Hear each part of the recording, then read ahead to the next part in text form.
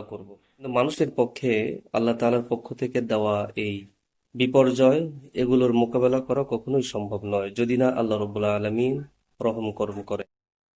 এজন্য এই ধরনের কথাবার্তা থেকে আমাদের বিরত থাকা উচিত। বরং আল্লাহ রব্বুল আলামিনের কাছে বেশি বেশি পানাহ চাওয়া, নিজেদের গুনাহের জন্য ইস্তেগফার করা। কেননা আমাদের গুনাহের কারণেই এই সমস্ত মুসিবতগুলো আমাদের উপরে আসে। এজন্য আল্লাহ তাআলার কাছে রোনাজারি করা, ক্ষমা চাওয়া, ইস্তেগফার করা উচিত। এবং সেই সাথে সমাজের ধনাঢ্য এবং সামর্থ্যবান ব্যক্তি যারা রয়েছেন তাদের উচিত ক্ষতিগ্রস্তদের পাশে সাধ্যমতো সামর্থ্য অনুযায়ী দাঁড়ানো। কেননা ইসলাম এ ব্যাপারে উৎসাহিত করেছে। আল্লাহ রসুল সাল্লাল্লাহু আলাইহি সাল্লাম বলেন, যে ব্যক্তি অপর কোনো ব্যক্তির উপরে রহম করবে, আল্লাহ রাব্বুল আলামিন তার উপরে রহম করবেন। কোনো মুমিন ব্যক্তি যদি অপর মুমিন ব্যক্তির কোনো কষ্টকে দূর করে দেয়, আল্লাহ